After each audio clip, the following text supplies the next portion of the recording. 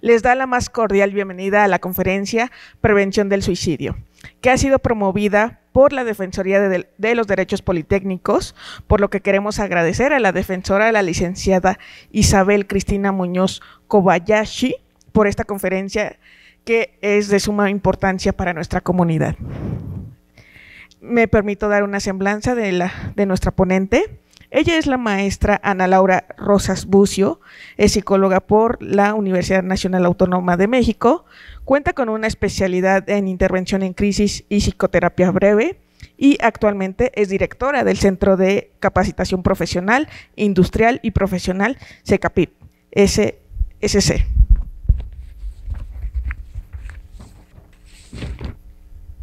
Cuenta con múltiples estudios y certificaciones en el área de erotismo y sexualidad, en el área de suicidio y autolesión y en tanatología, así como en violencia de género y familiar.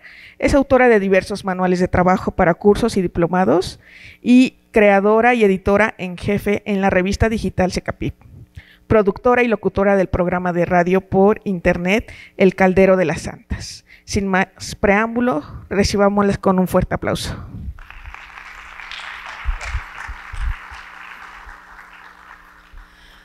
Hola, buenas tardes.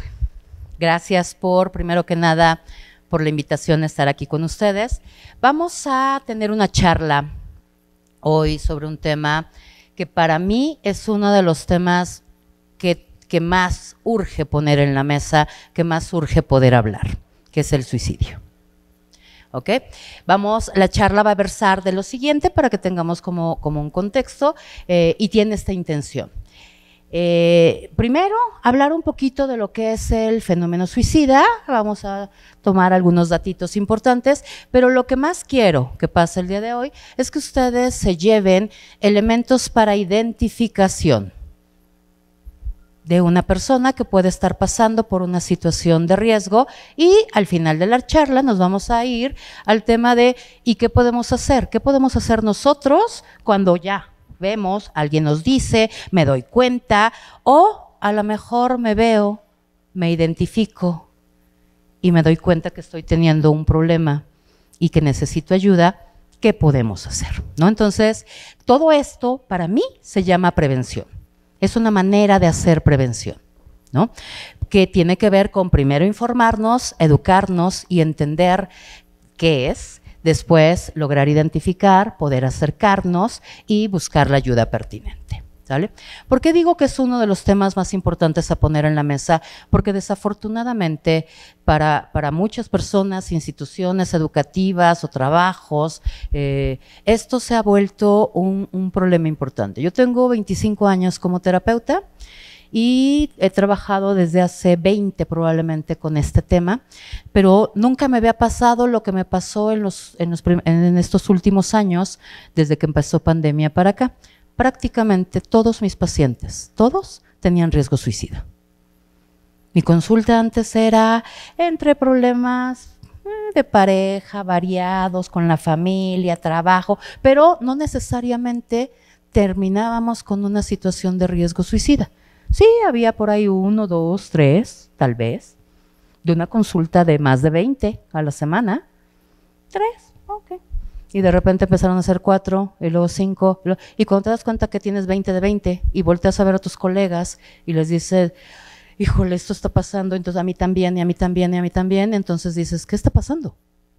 ¿Qué está pasando? Para mí ha sido esencial desde hace muchos años el poder brindar información. Porque la realidad es que ante el fenómeno suicida todavía tenemos muchas malas ideas, tenemos muchas creencias inadecuadas o muchos mitos. Y entonces por eso, pues bueno, vamos a empezar con esta charla. El suicidio es un problema inmenso, tanto a nivel nacional como a nivel internacional. La verdad es que no solamente nos está pasando a nosotros como país, de hecho no existe ningún país en el mundo que pueda decir, no, yo no tengo ese problema. ¿No? Entonces, no existe. Y si bien es cierto, México no puntúa en los primeros lugares mundiales en relación a las estadísticas de incidencia de suicidio, porque no lo estamos por ahí del lugar 30 más o menos. La verdad es que eso no quiere decir que nos sentemos y nos relajemos, porque la realidad es que nosotros tenemos un grave problema en lo interno. No estamos como Japón, qué bueno, no estamos como Rusia, me parece maravilloso, qué bueno, pero tenemos un problema, y con que una gente se quite la vida, tenemos un grave problema. ¿Sale? Y entonces, es un problema de salud pública importante a nivel nacional e internacional. Y yo les pregunto si ustedes saben qué determina que un problema se convierta en eso, en lo que llamamos un problema de salud pública. ¿Por qué determinada situación es un problema de salud y otros podrían ser un problema de salud pública? ¿Saben por qué? Les voy a decir, en realidad se tienen que cumplir algunas condiciones. La primera y la más importante para determinar que un problema tenemos que llamarlo problema, o un fenómeno, tenemos que llamarlo un problema de salud pública, es porque hay más casos de los que nos gusta reconocer o hay mucho más, ¿no? Y dos, no sabemos qué hacer con él. COVID-19 es el clarísimo ejemplo de cómo un fenómeno de un lugar en una región, de repente un día se convirtió en un problema de salud pública, no solamente para China, sino para el resto del mundo, porque había más casos de los que queremos que existan y además no sabíamos qué hacer con eso.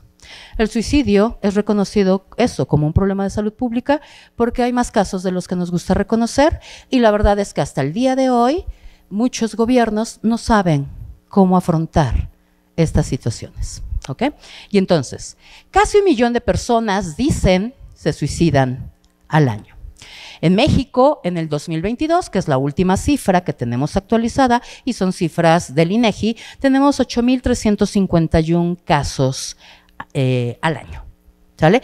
Registrados, porque todavía tenemos un subregistro importante y tenemos un problema con casos como, por ejemplo, el cuate la asesinó, pero entonces luego la colgó y llegó el policía y como la encontró colgada dijo, pues es que se suicidó cuando en realidad fue un feminicidio. O sea, estos montajes de suicidio cuando en realidad son feminicidio, todavía esos no los tenemos contabilizados todavía, ¿no? U otros que son categorizados como accidentes, que en realidad fueron suicidios, tampoco los tenemos contabilizados. Pero bueno, entonces en nuestra estadística tenemos 8,351 el año pasado, ¿ok? Y bueno, obviamente vamos a necesitar comprender qué es este fenómeno para poder entenderlo y para poder hacer algo, ¿ok? Dicen que en el mundo suceden 700,000 suicidios al año, lo que equivale casi a 2,000 suicidios al día en el mundo, ¿sale? Un intento cada segundo y un intento consumado cada 40 segundos, y esto ¿quién nos lo dice? Pues nuestra máxima institución a nivel mundial en términos de salud, que es la OMS, la Organización Mundial de la Salud, ¿sale? Y entonces, lo único que se ha visto que disminuye en las estadísticas de la tasa de suicidio es la edad de las personas que se quitan la vida. La realidad es que por ahí de los años, ¿qué les diré? 40, 50, de repente dijimos, oye, ¿qué onda con las doñas que están en sus casas, que ya no quieren vivir? Y entonces se preocuparon horribles. Y luego por ahí de los 60, 70, volteamos y dijimos, ¿qué onda con los chavos? ¿Qué está pasando con los chavos que se están matando? En los 80s ya habíamos visto a las doñas, ya habíamos visto a los chavos, y de repente empezamos a darnos cuenta que los adultos mayores estaba subiendo la estadística de personas adultas mayores. Y entonces, cuando llegamos al año 2000, ¿qué creen que pasó? Nos dimos cuenta que los niños.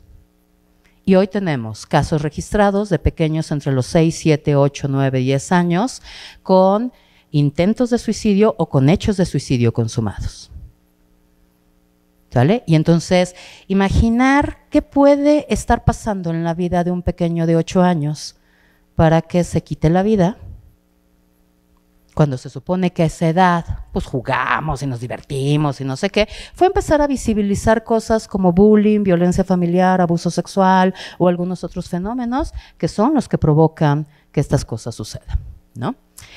La OMS estimaba que para el año 2020, y que de hecho estábamos ya en pandemia, aproximadamente 1,5 millones de personas morirían por suicidio y de 10 a 20 veces más lo habrían intentado. Eso significaba, según la OMS, que para el 2020 iba a haber una muerte por suicidio cada 20 segundos. La realidad es que esto no supimos si fue verdad o no fue verdad, porque cuando apareció pandemia y las cosas cambiaron en nuestra vida, evidentemente todos los esfuerzos se fueron a la atención a ese grave problema de salud pública que tuvimos, y entonces hoy no sabemos, a 2023 todavía no sabemos si, qué fue bien lo que pasó, pero sí sabemos algo, se incrementó y es muy probable que ya no sea esa estimación de una muerte por suicidio cada 20 segundos, sino que en realidad sea una muerte por suicidio cada 10 segundos.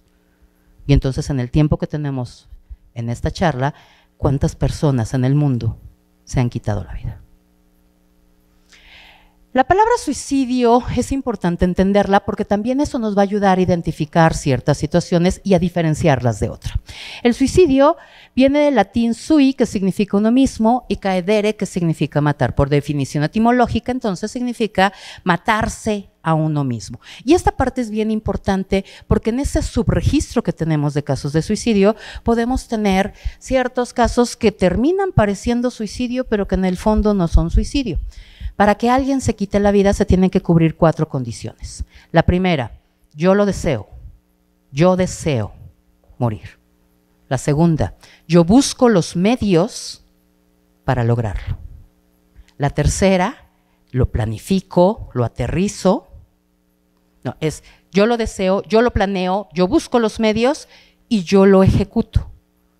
Si se cubren estas 4 condiciones, estamos hablando de un suicidio, pero si en alguna de estas 4 condiciones resulta ser que hay alguien más que pudiera estar involucrado, entonces esto ya no es un suicidio, aquí ya vamos a cambiar a una categoría legal que se llama intento de homicidio. ¿Sale? Y entonces les pongo un ejemplo rapidísimo. Recibí hace algunos años a una chaparrita que después de un intento de suicidio severo, sus papis me la llevan.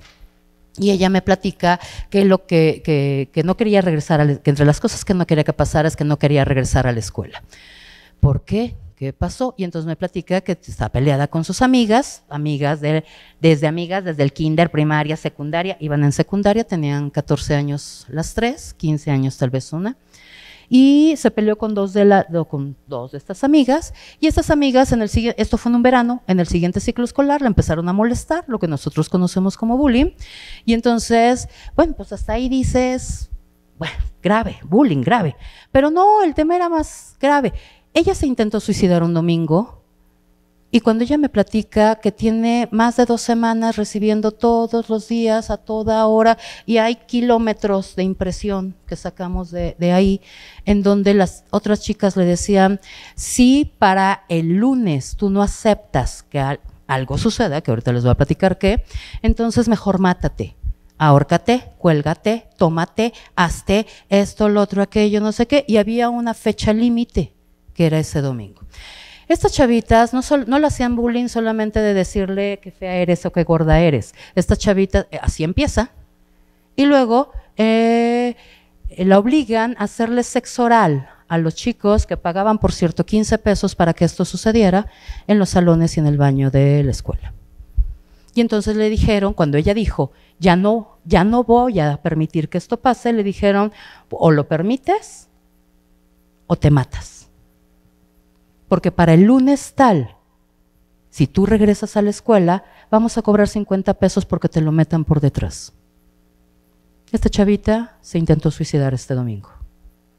¿Esto es un intento de suicidio? Esto legalmente se llama un intento de homicidio y además hay otros delitos agregados. Explotación sexual comercial, por ejemplo, grababan y vendían entonces producción y distribución y comercialización de pornografía infantil, crimen organizado, de hecho, de unas chavitas de 14 años con 6 chavitos del mismo salón. Esto no es un intento de suicidio. Hablar con esos papás y decirles, les tengo una buena y les tengo una mala. ¿Cuál es la buena? Su hija no es una paciente suicida. y eso es muy bueno, quiero que lo sepan. Pero la mala es que alguien está intentando asesinar a su hija. ¿Cómo? Yo les pregunto, si tuvieran 14 años y no vieran otra posibilidad, morir no podría ser una manera de escapar de estas cosas. Pero esto no es suicidio, chicos. Esto no es suicidio. Entonces, hay que ser bien cuidadosos en este tema, porque a veces cuando miramos que el otro nos dice que no quiere morir, a lo mejor hay una historia ahí en donde tenemos que poner a salvo a una persona. A veces de sí misma y del malestar que puede estar sufriendo. A veces de otras personas. ¿No? Entonces, la OMS define el suicidio como un acto no habitual con un resultado letal, deliberadamente iniciado y realizado para causar una autolesión y determinar la muerte, como decíamos, sin la intervención de otras personas. ¿Ok? El sujeto sabe o espera el resultado letal. Y esta parte también es bien importante porque entonces de repente somos como, es que estaba loco y no sabía lo que hacía. No, una persona que quiere quitarse la vida lo ha pensado, lo ha meditado, lo ha planeado. Es un acto que conlleva conciencia y que conlleva un deseo profundo de cambiar una circunstancia. La realidad es que la gente no quiere morir. La gente lo que quiere es no vivir en las condiciones en las que está viviendo. Y eso es importante, porque entonces también de repente somos de decir, es que ¿qué güey es este? O sea, ¿por qué no quiere? Es que tú no sabes las condiciones que está viviendo la otra persona. Tú no sabes lo que está sufriendo, tú no sabes el dolor que trae. Y la realidad es que ha hecho tanto para salir de esa situación y no ha podido, que pareciera que la muerte se convierte como en la única salida. Y luego cuando hacemos cosas, ustedes son muy jóvenes todavía, pero me imagino que ha pasado esta parte de, oye, me enteré que tu abuelita se murió, oh, no, pero tú tranquilo, mira, ya está descansando, ya está bien, ya no sufre. ¿Qué estamos diciendo que pasa en la muerte? Que allá está poca madre, que allá nadie sufre, nadie engorda, nadie se le cae el pelo, ahí no tenemos broncas y la pasamos súper bien. Y la realidad es que a mí me gusta pensar eso. Me gusta pensar que cuando mi vida se acabe voy a encontrarme con mis seres queridos. Me gusta pensar que efectivamente es un plano diferente donde no hay las penurias que podemos tener ahorita. Pero cuando ustedes dicen un consuelo así a una persona que acaba de perder un ser querido, ¿saben qué le están diciendo? O sea, el otro allá, poca madre, pasándose la chingón, no sufriendo, y no sé qué. Y yo aquí, sola, sufriendo. ¿A dónde hay que ir? Tenemos una mercadotecnia de muerte. ¿Vieron la película Coco? Y les gustó, me imagino. Y está bien linda. Pero cuando la miras con ojos un poquito más críticos, dices, ¿y por qué la muerte es más colorida, hay más fiesta, hay más desmadre, hay más todo? ¿Y por qué en la vida hay una doña gritona, mala onda, que no deja ser, y y no es tan colorido, y no está tan bonito? La película tiene un buen mensaje. No hay que olvidar a nuestros muertos. Pero al mismo tiempo tiene un mensaje peligroso. Pareciera que la muerte está más divertida que la vida. Y a mí me gusta, repito, pensar que el día que nos vayamos, vamos a ir a un plano más lindo. Pero mientras eso no me conste, yo vendo vida. Que es lo único que me consta, que es lo único que tengo. Y busco la manera de hacer que mi vida y la vida de las personas que pasan a mi lado sea lo más bonito que sea posible. Porque esto es lo único que tenemos. Lo otro es un acto de fe, que espero que pase. Pero que mientras lo averiguamos, hagamos de esta vida algo más bonito. Se define el suicidio como el acto humano de autolesionarse con la intención de acabar para siempre de la presión de una angustia que consideramos insoportable. En realidad no se trata de morir, se trata de quitar el dolor, se trata de quitar esa cosa angustiosa, se trata de zafarse de esas cosas difíciles que no estamos pudiendo. La verdad es que la podemos entender como cualquier conducta centrada en el deseo consciente, aquí no hay locos, difícilmente. Sí es cierto que hay personas con enfermedades mentales que cometen suicidio, pero yo tengo que contarles que en realidad en mi experiencia, si lo pudiera poner de 10 personas, 3 podría decir que tienen un diagnóstico de enfermedad mental y los otros 7 lo único que tienen es un chorro de problemas y no saben qué hacer con ellos. No es un rollo de enfermos mentales. Y aunque fuera de esa manera, aunque hubiera el diagnóstico de una enfermedad mental, la verdad es que si no vivimos con una enfermedad, ni física ni mental, pues nosotros no sabemos lo que significa. He tenido pacientes, por ejemplo, no es la especialidad de los psicólogos, pero me ha tocado de alguna manera hacer el diagnóstico y luego la canalización. Recuerdo un chico estudiante de medicina, brillante, un chico brillante, que está teniendo alucinaciones, pero tiene todavía la conciencia suficiente de darse cuenta que pueden no ser ciertas, aunque las oye. Y entonces yo le preguntaba, doctor, ¿cómo se le llama a una persona que escucha voces que nadie más escucha? Entonces me dijo, psicótico. Y yo primero me muero antes de ser eso. Él fue canalizado, se avisó a su familia, él fue canalizado, se lo llevaron a una clínica, el diagnóstico fue esquizofrenia paranoide, pero él estaba en ese inicio de que se rompiera la mente y que dejara de percibir la realidad. Escuchaba las voces, pero todavía estaba conectado.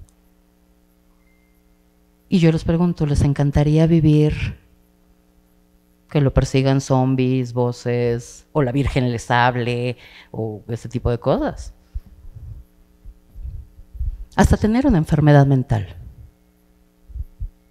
es grave, pues.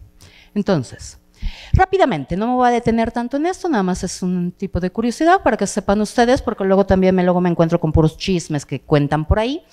La mayoría de los intentos de suicidio en nuestro país tienen que ver con el ahorcamiento y la sofocación. Es un método muy sencillo, muy rápido, muy accesible, muy a la mano, desafortunadamente. Y cuando te encuentras que en YouTube puedes encontrarte hasta tutoriales de cómo hacer el nudo, estamos a cañón, pues, ¿no? De ahí nos vamos a arma de fuego en un 10%, envenenamiento por gases, alcohol, plaguicidas en un 8%, envenenamiento por medicamentos o por drogas, 2%, objetos cortantes 1%, saltar de un lugar elevado 1%, arrojarse delante de un vehículo en movimiento, menos, aquí tenemos un 2%, son más o menos en México como se acomodan las cifras de suicidio. Y los métodos que se suelen utilizar, ¿no? En Latinoamérica se dice que hay más de 65,000 personas mueren cada año por suicidio y hay un equivalente de 274 muertes diarias y de 15 a 50 años representan el 60%. Esto quiere decir que se está matando la gente a la que llamamos la económicamente productiva, la que está en una etapa en donde estamos estudiando, estamos trabajando, estamos haciendo familias, este tipo de cosas, ¿no? Las implicaciones que esto tiene unas implicaciones culturales gravísimas, un costo económico exorbitante y social que también tenemos sin precedente, porque entonces si comparáramos las cifras, veríamos que hay más gente que se muere por suicidio en el mundo que por guerras actualmente, o por homicidio, que es muy escandalosa la cifra de homicidio también, ¿no?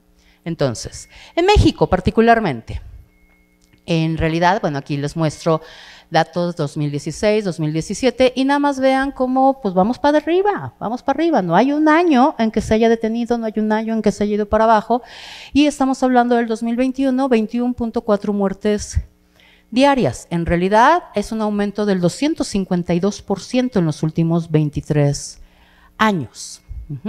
Y aquí lo vamos a ver mucho más claro. Aquí les añadí 2022, 2021, 2022 y llegamos a la cifra última que son 8,300. Pero vean, en 1994, 2,141 personas y ¿cuántos años después? Hemos triplicado la cifra. Por género y por edad, los hombres en nuestro país, y coincide con el resto del mundo, son los que más se suicidan que las mujeres. Las mujeres tenemos más intentos de suicidio, pero no se logran consumar. Los hombres no tienen tantos intentos, pero utilizan métodos tan letales que se suelen suicidar. Y esto tiene que ver con un rollo cultural, chavos. Porque entonces, si seguimos creyendo que tengo que ser el machín súper fuerte y no llorar y ser el sostén de la casa y esas cosas, se los va a cargar el payaso, ¿eh? ¿Cuántos de ustedes no crecieron con estas ideas de no llores, tienes que ser valiente, tienes que apoyar a las mujeres? Las mujeres sí tenemos un permiso de llorar, y aunque nos digan dramáticas y aunque nos digan exageradas y hormonales, eso nos da más salud mental. Los varones tienen que aguantar, no tienen que tener miedo, no tienen que tener tristeza, y la única emoción de que tienen permiso es enojo, y el enojo los lleva a hacer cosas que los ponen en peligro. Peleas, accidentes, cosas arriesgadas, no sé qué. ¿Por qué hay más mujeres que hombres en el mundo? Porque los hombres se matan más que las mujeres. Ni siquiera es porque nacemos más mujeres que hombres. Por su salud mental. Permítanse expresar. Permítanse sentir. Y a mí me encantaría que entonces ese amigo varón no solamente sea el compa de chupes o de desmadres o de esas cosas, sino que pudiera ser ese amigo con el cual un varón pueda decirle, no me siento bien. Hace unas semanas con una pareja de amigos que tenemos, él se acerca a mi esposo y le cuenta, bueno, la hija se fue de casa, no sé qué, y entonces, platicando ya después con mi esposo, me decía, es que este cuate no tiene amigos, pues. O sea, y atreverse como a ir a decirle a otro hombre, creo que fallé. Porque entonces, pues como yo me enojé con ella y la chavita tomó la decisión de irse, está cargando con una culpa espantosa. Pero esto no es fácil de hablar. Entonces yo le decía, qué padre que te lo pueda contar. Porque en realidad ustedes los hombres hablan de 8,400 cosas, pero no de sus problemas, no de sus dolores, no de sus dificultades. Las mujeres, bendito, tenemos permisitos. Y ocupémoslo, ¿eh? Esto ayuda a nuestra salud mental. Por entidad federativa, nada más como curiosidad, la media nacional está 6.2 casos por cada 100,000 personas, pero vean los estados punteros.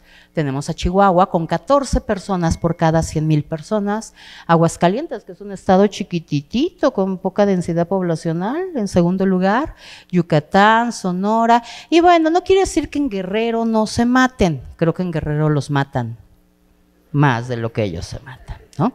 Entonces, y bueno, ahí vamos. En realidad, para ir como aterrizando esta parte como primera de conocimiento, vamos a hablar de que existen dos grandes categorías de suicidio, los que decimos los que planean y los impulsivos. La verdad es que en el mundo se considera que hay más impulsivos que planeados, y yo les voy a decir que eso no es cierto. La mayoría de los actos de suicidio son actos planeados que implicó pensar y darle vueltas y animarme y poner una fecha y decidir qué método y bla, bla, bla, no sé qué, no sé cuándo, ¿no? Y esto puede ser un proceso de días, semanas, meses o a veces hasta años, lo que nos podría dar entonces mucha posibilidad de poder detectar a esa persona y brindarle la ayuda para que esto no pueda suceder nunca, ¿no? Los actos impulsivos suceden casi siempre, sí, no son tantos como uno imagina, casi siempre después de un evento terrible. Tuve la oportunidad hace algunos años de participar en la creación del proyecto de prevención de suicidio que actualmente Metro nuestro sistema de transporte colectivo metro tiene. Y entonces, algo que empezó a pasar cuando se empezó a detener a las personas de no aventarse, fue hablar con ellas y la gente nos decía cosas como estas, porque además hay 5 estaciones donde mayoritariamente la gente se avienta ahí. ¿Cuáles son? Hospital General, Hospital La Raza, Panteones, Metro Panteones, Valderas y Chabacano. Eso no quiere decir que no pueda pasar en otro, pero mayoritariamente pasan estos. Y salvo Valderas y Chabacano, que Valderas tiene una particularidad, que ahorita les cuento cuál es. Los otros son 2 hospitales y un panteón.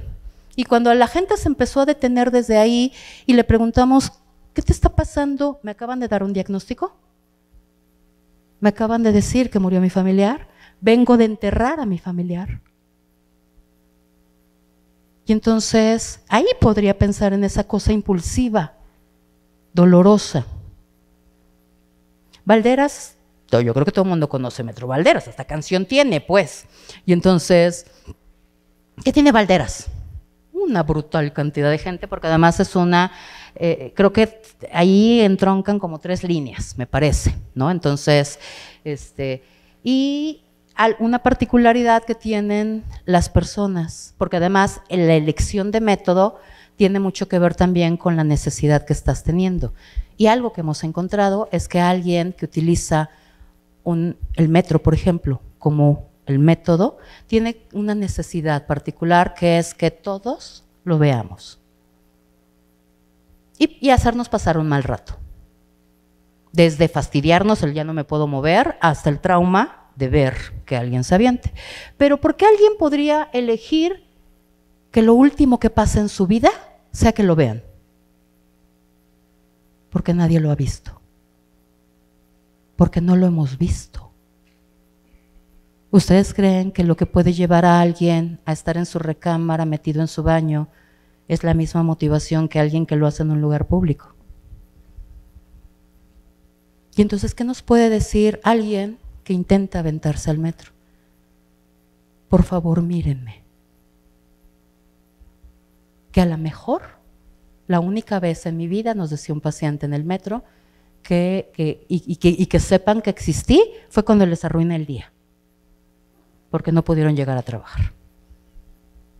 Pero imagínense qué terrible vida. ¿Qué está pasando que no estamos mirando a la gente? De hecho, ¿no? Y bueno, tenemos el suicidio impulsivo.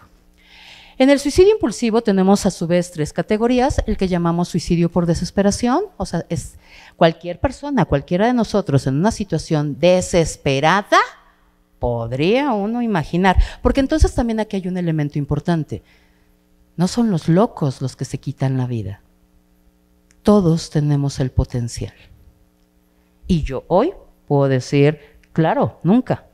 Pero pasado mañana en una situación de mucho miedo, de mucha desesperación o de mucho enojo, esa circunstancia podría cambiar. Y entonces decir cosas como, no, yo jamás, o sea, él o sea, súper sonriente, véanlo, no hay, o sea, siempre está súper bien. 1, no lo sabemos. 2, no sabemos si mañana que pase cualquier cosa, se quede sin chamba, su esposa lo deje, el perro lo orine, yo qué sé. La situación se pueda poner lo suficientemente desesperada, temerosa o grave, que entonces, o en una situación de impulso, esto pueda ser tomado. Todos tenemos el potencial.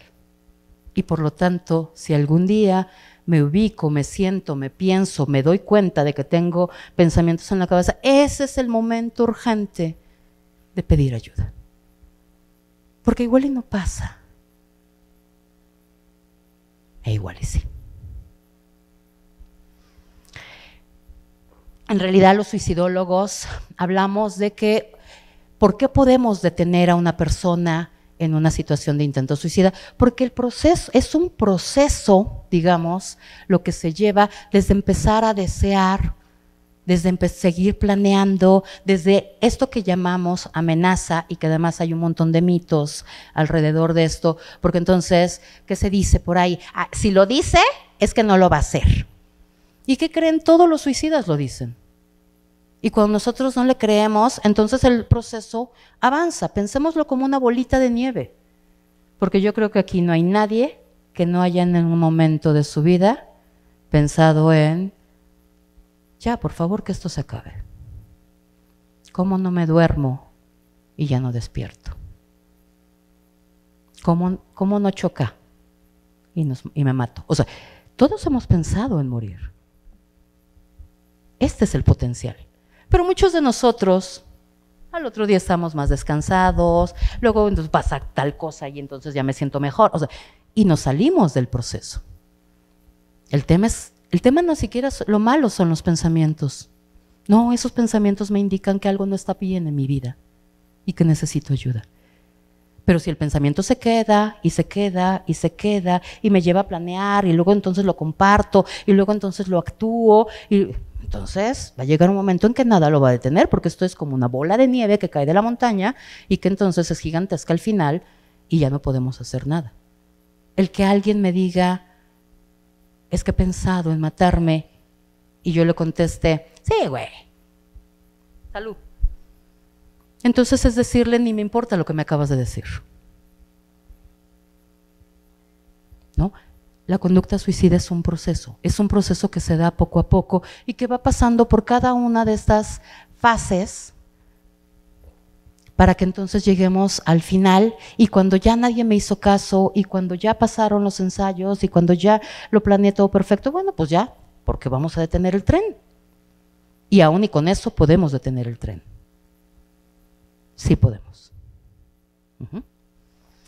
¿Qué es la conducta suicida? Es un continuo de diferente naturaleza y gravedad que abarca distintas etapas, como ya lo dije. La OMS nos dice que es todo acto con una intención en donde una persona se causa a sí misma una lesión o un daño con un grado variable de intención de morir, cualquiera que sea el grado de intención letal o conocimiento del verdadero móvil. Porque la realidad es que hay muchas personas que no saben bien si les va a salir, si no les va a salir y todo, pero lo ensayan, pero lo intentan, y a veces ni siquiera estábamos frente a un suicida verdadero, pero terminó matándose, por ejemplo, ¿no? Que son los famosos simuladores suicidas. Estas personas que no quieren matarse, no es su intención, pero no quieren que la novia los deje, pero quieren que los papás les presten el coche, pero quieren, o sea, obtener algún otro tipo de gratificación por medio de la amenaza suicida. Y yo he conocido algunos casos en donde en el juego, pienso por ejemplo en una chica, ella tiene 17 años, termina con el novio ya le había amenazado con matarse, y va a buscarla a su casa, borracho, están alegando, ya no quiero andar contigo, no sé qué, el cuate rompe la botella y se la lleva al cuello y se encajó 4 centímetros, se desangró enfrente de esta chica, ¿no? A la hora de las horas, el amigo, o el mejor amigo de él, dijo, no, ¿cómo que se murió si hasta lo ensayamos? Y entonces este amigo le dice, es que esa Adriana se está poniendo difícil, es que eres bien güey, córtate. Aquí, córtate tantito y cuando salga sangre te vas a dar cuenta cómo ella cae. Nada más que este cuate estaba borracho. Y el ensayo con una coronita, cuando el cuate pasó a comprar una caguama y se le echó completa en la legata, pues entonces no calculó. Y el tipo se mató. Esto no es un suicidio, ¿eh? Esto es un accidente. Esto es un accidente, no es un suicidio. Porque para suicidarnos tenemos que tener la intención de matarnos, y él tenía la intención de chantajearla, no de morir. Sin embargo, hay gente a la que le puede costar la vida hasta el jueguito. Sí, querido.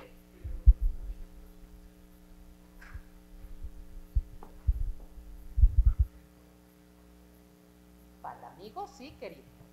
Sí. En realidad, ahorita lo... Cuando llega la policía a esta casa, los mismos policías le dicen a la familia de Adriana, bueno, preguntan qué pasó, y entonces la chica dice, es que él me dijo otras veces que ya había intentado suicidarse, y yo no le creí, yo no le hice caso, y no sé qué, y ahorita me volvió a amenazar, y yo le dije, pues mátate. El cuate rompió la botella e hizo esto y se mató, y entonces los policías le dijeron, no, mija, pues qué problemita tienes, porque tú no debiste de haber dicho eso. Y eso es verdad, ¿eh? Uno no tiene nunca que provocar al otro, lo haga o no lo haga, lo vaya a hacer o no lo vaya a hacer, no lo podemos hacer, ¿sale? Porque nos metemos en un tema legal. La familia busca asesoría y ahí es cuando yo les digo, a ver, espérenme un segundo, pero por lo que Adriana nos está contando, este cuate no es un verdadero suicida, este cuate es lo que llamamos un simulador. Y entonces a ella la tiene que eximir de responsabilidades legales. Cuando el amigo dijo, es que espero, hasta lo ensayamos, ¿qué creen? ¿Quién creen que se quedó con los temas legales? El amigo. Y el amigo decía, es que yo no quería que se muriera. Pues sí, compadre, pero tú le dijiste cómo, tú le dijiste qué, tú le dijiste dónde. Por eso es bueno no siempre estar borrachos y hablar de otras cosas. Sería lindo. El tema legal se lo quedó el amigo, querido. No se lo quedó la chica, se lo quedó el amigo, aunque la intención no fue homicidio, no fue acusado de homicidio por la familia, pero sí tuvo una implicación legal de unos 6 años de cárcel, por ejemplo. O sea, no estamos hablando de 3 pesos, pues, o de 2 días. Estamos hablando, porque en México tenemos un delito que se llama incitación al suicidio, ayuda al suicidio y ese tipo de cosas. Entonces, tú no puedes andarle diciendo a tu amigo, si te quieres matar, compa, haz esto. Porque si alguien se entera, el que va a dar a la cárcel, digo, el amigo se muere tal vez, pero el que va a dar a la cárcel eres tú, ¿vale? Entonces, el suicidio, vamos a entenderlo como una estrategia de regulación emocional y de resolución de problemas. La gente no quiere morir. La gente quiere dejar de estar mal, ¿no? Orientada hacia la evitación y el escape del malestar intenso. Y esto significa que hay mucha gente viviendo muchas cosas bien difíciles por mucho tiempo, donde ya estamos bien cansados. Y cualquier persona que le haya pasado mal una temporada sabe el cansancio, que es estar teniendo líos con la pareja, con los hijos, en el trabajo o cualquier cosa, ¿no? Y al final también es una respuesta aprendida, porque entonces al suceder este tipo de cosas, al no hablarlas, me he encontrado, por ejemplo, un montón de gente diciendo, yo no sabía que mi abuelo se había suicidado, pero cuando me enteré, así casi como por chisme, me dio mucho sentido, porque entonces yo estaba pasando por una bronca como la de él y utilicé hasta el mismo método que él utilizó. Y dices, a ver, espérate, ¿qué? Para eso es importante hablar, para que entonces podamos prevenir, no solamente dar a conocer que las cosas existen, sino qué podemos hacer con esto, ¿sale? ¿Qué lleva a una persona a quitarse la vida? Depresión, el cual genera visión de túnel, distorsión de la realidad, porque una persona deprimida es como una persona que utiliza lentes oscuros en todos lados. Y entonces todos los que hemos, con lentes oscuros, entrado a un lugar oscuro, inmediatamente nos distorsiona. Hagan de cuenta que la depresión es eso. La pérdida de algo vital. Y no decimos que es vital, porque lo vital para mí no es lo vital para ti. Lo vital para mí puede ser mi familia, lo vital para alguien más podría ser su trabajo, lo vital para alguien más podría ser su relación de pareja, y cada quien tiene sus cosas importantes. ¿Sale? La pérdida de toda visión positiva del futuro, caer en desesperación, la existencia de una actitud, de tener una actitud negativa ante la vida que te lleva a rechazar todas las opciones. No conocen gente que le dices, no, mira, vamos a tal, no, es que eso está horrible. No, pues entonces nos quedamos, no, es que eso está horrible. No, pues entonces, y a todos nos dice que no. Yo sí conozco un montón de gente así y es un horror. Porque entonces uno termina diciendo, pues muérete. Y te dice, no, pues es que eso no. Pero al final, esta gente tan pesimista es una gente en riesgo. Creer que nada puede aliviar el dolor, y me refiero a dolor físico y dolor emocional, o que el dolor nunca se va a acabar. Tener una intensa sensación de carencia de amor, no sentirnos amados. Por un profundo sentimiento de rechazo, ya sea la relación de pareja, ya sea al no conseguir trabajo, no entrar a la escuela, o lo que sea que me genere una sensación de rechazo. Deseo de vengarse, de imponer la voluntad o de hacer sentir culpa también puede ser un gran motivo para quitarse la vida. Y deseo de reunirse con el ser amado. Por eso yo siempre les digo, por favor, no den consuelos, estos consuelos de mira, tu familiar ya está bien y ya no sufre y no sé qué, a una persona que acaba de perderlo, y que lo extraña tanto y lo necesita tanto, y luego le dices que está todo maravilloso por allá, por favor, no. Y entonces me preguntarán, entonces, ¿qué se dice? Cuando alguien perdió un ser querido, cuando tiene mucho dolor, cuando uno va a ir a acompañar, no tienes nada que decir. Solamente abrázalo. Y si quieres decir algo, pregúntale, ¿qué puedo hacer yo por ti hoy? ¿En qué puedo ayudarte? No le di consuelo sobre algo que no les consta. Y no le hable, ¿por qué sería importante que el otro supiera que su ser querido está bien? Yo creo que si tiene una fe en una religión, pues imagina que está bien o cree que está bien. ¿Por qué no mejor le consolamos y le decimos, te acompaño, mañana te paso a ver, puedo ayudar en algo, necesitas algo? ¿Por qué decimos algo que no nos consta? ¿Por qué no mejor decimos lo que pudiéramos hacer por el otro? Yo hago eso, yo llego y abrazo y digo, ¿puedo hacer algo por ti? Y casi siempre me contestan, no amiga, gracias. Dije, bueno, voy a estar aquí y voy a estar aquí cerquita de ti siempre. Si hoy no lo necesitas, mañana, o pasado mañana, o en 5 años, o cuando sea. Yo aquí voy a estar cerquita siempre. Y la realidad es que entonces cuando tú le dices a alguien que vas a estar cerquita siempre, algún día se acerca. Porque le dijiste que ibas a estar cerquita. Y todos necesitamos tener a alguien cerquita. ¿Vale? Para poder, y ya vamos a empezar a hablar de las señales de aviso, para poder entender este asunto del suicidio tenemos que entender 3 conceptos importantes. Uno, el que llamamos factores de riesgo, factores estructurales, y ahorita les hablo de los otros factores. ¿Qué son los factores de riesgo?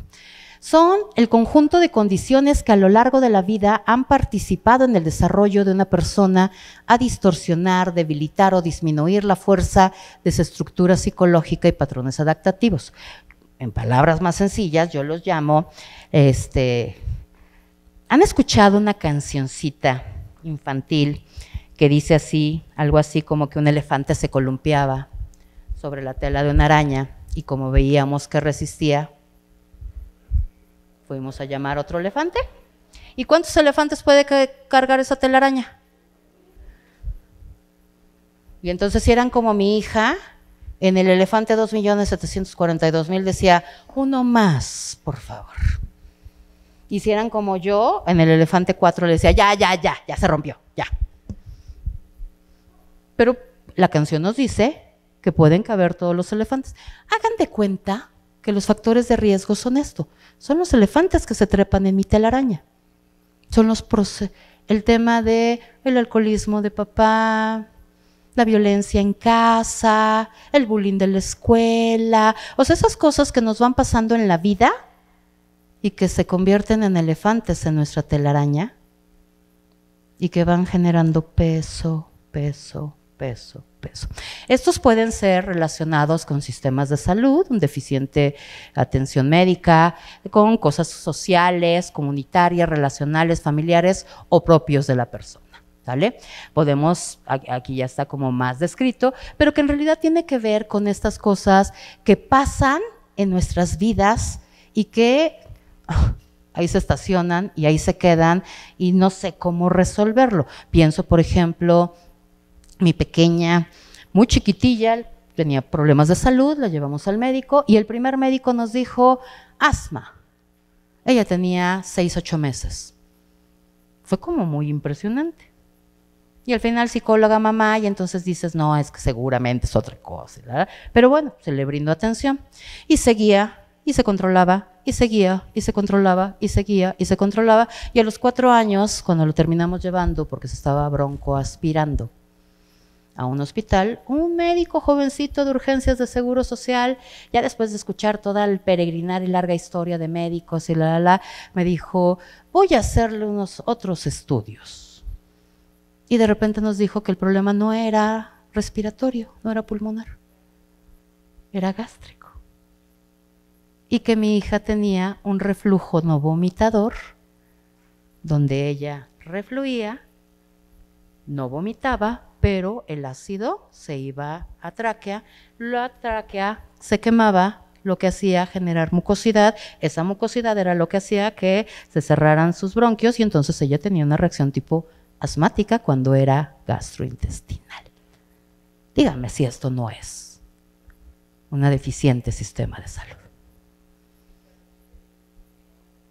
Y conozco adultos que dicen que en realidad tienen problemas del corazón cuando en realidad son problemas gastrointestinales, por ejemplo.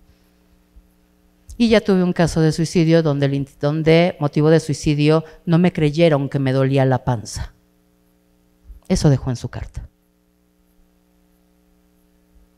Tenía una gastritis nerviosa por un tema emocional, el asunto era bastante más grave, había una quiebra económica y no sé qué, pero la realidad es que él se quejaba enormemente del dolor de estómago y de la gastritis y lo único que hacían era mandarle ranitidina. Y ningún médico vio, bueno, ¿y por qué tanto? Pues, ¿qué te está pasando? Pues, nadie preguntó. El cuate traía un estrés por una quiebra económica de su empresa, que si alguien le hubiera dicho, porque le decían, estás muy estresado, tómate vacaciones. Pero nadie se le ocurrió decir, ¿y cómo está la chamba? ¿O qué te preocupa? Nadie. Y terminó suicidándose y dejando una carta diciendo, a ver si ahora me creen que sí me dolía la panza. ¿Vale? Entonces, factores etiológicos por edades. ¿Qué nos han dicho los niños que se quitan la vida o que sobreviven a esto?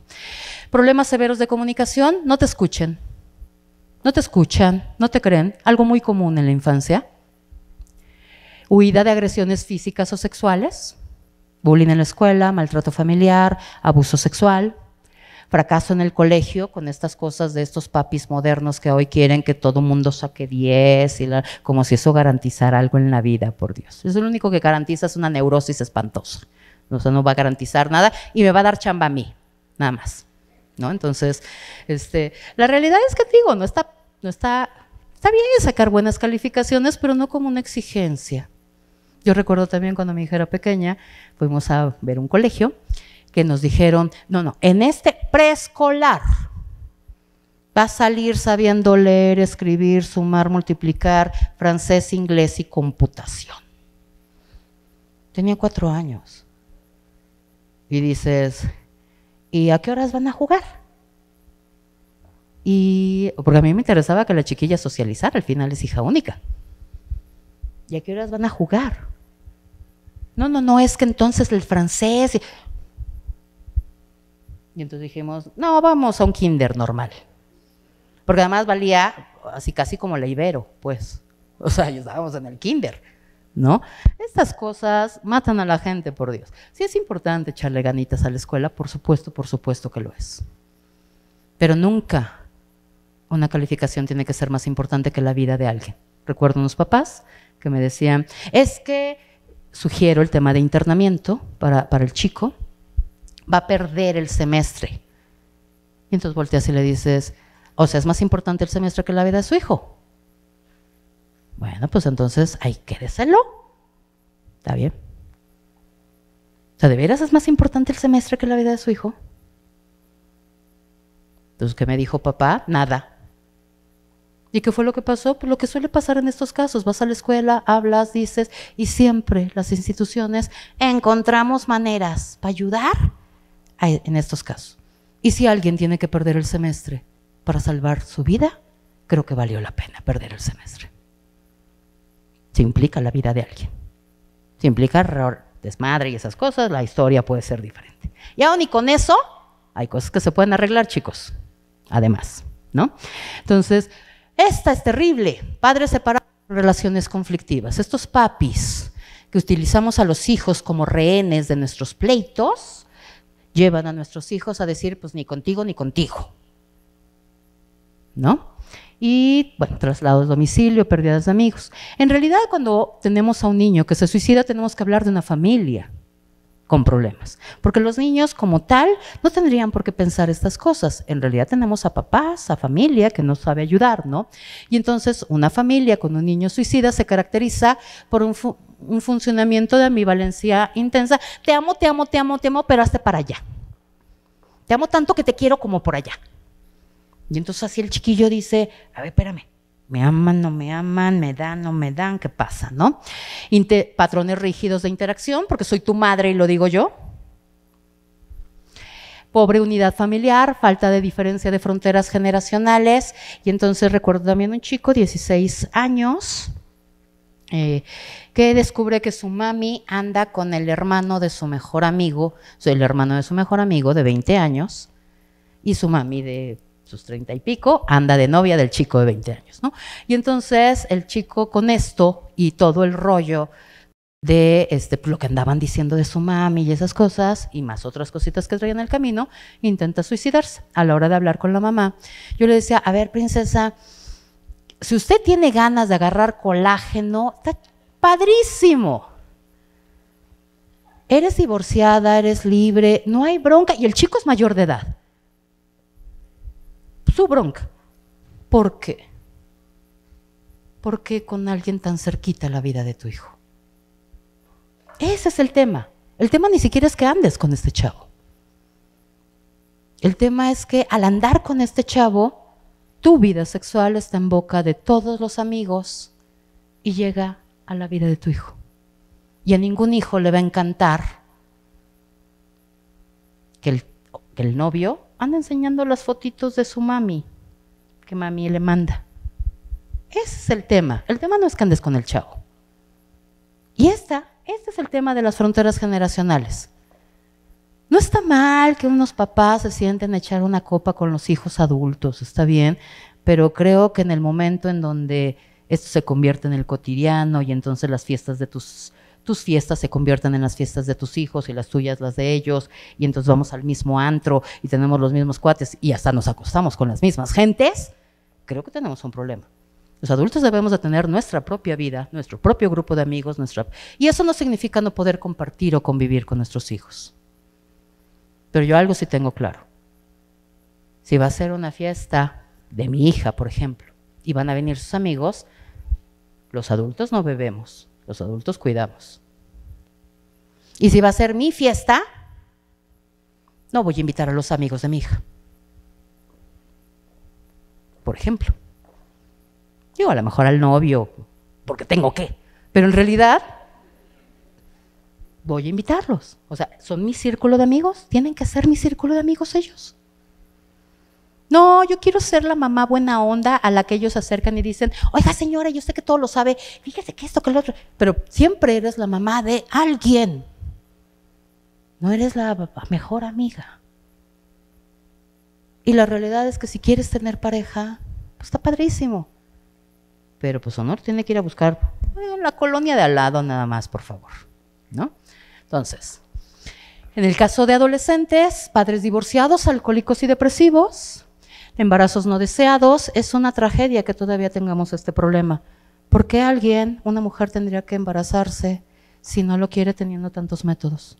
Pues porque seguimos teniendo un montón de telarañas y telenovelas acerca del uso del condón o algún otro método anticonceptivo, porque las mujeres seguimos creyendo cosas de ¿cómo le voy a pedir que use algo? O sea, tenemos telenovelas en la cabeza. Cuando no había anticonceptivos, creo que no había muchas opciones. Hoy me parece una terrible irresponsabilidad que una chica quede embarazada y que además luego se quede sola. Y luego de todas las tragedias que ya sabemos, ¿no? Pérdida de autoestima, abuso de alcohol, drogas, fracaso en el noviazgo, carencia de estructura o límites familiares, deseos fantasiosos de castigar o manipular a los seres queridos. Y en el caso de estudiantes universitarios, lo que se ha encontrado es presión para el éxito o fracaso académico como los factores más importantes que pueden llevar a un joven. Los adultos, depresión o trastornos de personalidad, desempleo, inestabilidad laboral, duelo, pasar por la pérdida de un ser querido, infidelidades, problemas de corte sexual, muy particularmente en las mujeres tiene que ver con el tema de fertilidad y en los hombres sí tiene que ver mucho con potencia sexual. No tienen ni idea la cantidad de varones que han llegado a mi consultorio en vez de buscar ayuda para una disfunción eréctil o una eyaculación precoz, intentaron suicidarse para solucionar el tema, habiendo hoy tantos tantos y tantos métodos y formas para que eso no sea un problema. Pero entonces primero pensaron en matarse y luego ya pensaron, ya que no se mataron, entonces dicen, ¿y entonces ahora qué hacemos? ¿No? Y en personas mayores, depresión, soledad, aislamiento social, problemas económicos, pérdida de autonomía e independencia, problemas de salud, nido vacío, insomnio o situaciones de maltrato. Y en realidad, ¿cuál es la constante en todas las edades? La violencia. La violencia lleva a las personas a no querer vivir. Segundo concepto importante. ¿Perdón? Pensé que alguien había hablado. El segundo concepto importante a entender son los factores precipitantes. Si ya dijimos que todos estos son los elefantes que se trepan en la telaraña, siempre hay una mosca arriba de los elefantes. A esto lo vamos a llamar factor precipitante. Es aquellos que aparecen en un momento dado y desencadenan el acto suicida. Y aquí tenemos, no le prestó la tablet, no lo dejaron ir a la fiesta, reprobó segundo bimestre de matemáticas en la secundaria, ni siquiera el año, ni siquiera la materia, reprobó nomás el examen. Aquí tenemos una chica, paciente mía, bueno, la familia, le regalaron un BMW en vez de un Volvo gris plata que ella había pedido para su cumpleaños. Y cuando tú oyes eso dices, ni al caso. Aquí hay una historia atrás de esto. Ni al caso, bueno, yo me moriría del infarto si me regalaran un BMW, pero no me suicidaría ¿estamos de acuerdo? Y tenemos lo que es nuestra chamba, los factores protectores. Son todos aquellos que brindan soporte y que disminuyen el riesgo de realizar un intento de suicidio. Y tener un mejor amigo, mejor amiga, es un factor protector. Y tener un profe de confianza que te puedes acercar es un factor protector. Y tener a alguien en la familia que a lo mejor no sabe mucho qué decirte y todo, pero que te acompaña y está contigo es un factor protector. Y tener algo que te guste en la vida, leer, dibujar, hacer un deporte, es un factor protector. Y cuando uno tiene muchos factores protectores, entonces uno está muy protegido. La gente que se quiere suicidar no tiene protecciones. Y yo les pregunto, y entonces si los que estamos alrededor, ¿para qué servimos? Hay un concepto que a mí me gusta mucho trabajar, que es el concepto de personas de seguridad. Yo tengo personas de seguridad a mi lado, mi esposo, mis mejores amigas, mi papá. ¿Y por qué son personas de seguridad? Porque entonces en el momento en el que tengo algún lío, me pasa algo, estoy enojada, tengo miedo, bla, bla, bla, bla, bla. Cuando llego y le digo, ay, ¿qué crees que pasó? ¿Qué pasó? Me pone atención, me escucha y me hace sentir aliviada, bien, acompañada. Eso es una persona de seguridad. Yo soy persona de seguridad para muchas personas. ¿Les ha pasado, por ejemplo, que con el simple hecho de oír la voz de alguien dices, o sea, como que ya llegué? Esa es una persona de seguridad. ¿Qué tiene esa gente? No me juzga, me escucha, me acompaña. Si me tiene que regañar, me regaña, si no, nada más me apapacha. Está conmigo, busca la manera de ayudarme. Todos debemos de tener personas así a nuestro lado. Y si no las tenemos, la pregunta del millón es, ¿y qué está pasándome? ¿Por qué las perdí? Porque sí las teníamos, ¿eh? Y pregúntense, ¿tú eres una persona de seguridad para alguien? ¿Alguien te ha dicho, no sabes lo bien que me hace hablar contigo? No sabes cómo me gusta tu abrazo. Si lo tienen, son bien afortunados. Y no lo suelten. Y úsenla. Esa gente nos protege. Y nos protege no solamente de este rollo que estamos hablando, nos protege de hechos de violencia, nos protege del estrés, nos protege de un montón de cosas. Porque entonces tener a alguien a quien decirle, oye, ¿qué crees? Es que casi choco. y me asusté mucho. Es quitar como esa carguita. Vamos a hacer un chiquito ejercicio. Ella se llamaba Amanda, Amanda tenía 16 años y la vida de Amanda la podemos ejemplificar en como esta telaraña, ¿sale? ¿Cómo era la vida de Amanda? Amanda empieza por ser una hija no deseada, una mami sola, un papá que desapareció en el momento en el que se enteraron del embarazo, una mami que quiso abortarla varias veces y que la peor parte de toda esta historia es que además se lo ha dicho. Y le ha dicho que no quería que naciera y que la quiso abortar y y lo ha hecho durante toda la vida, bueno, hasta sus 16 años. Ese es el primer elefante que se trepa a la vida de Amanda. Luego, Amanda vive con su mami en la casa de los abuelos, una dinámica de alcoholismo, de violencia familiar, en donde todo mundo, el papá golpea a la mamá, el papá insulta y maltrata a todos los hijos, y luego entre los hijos varones a las hijas, y bueno, es un relajo y un desastre esa casa, y Amanda vive ahí, y todo el mundo se la friega, ¿no?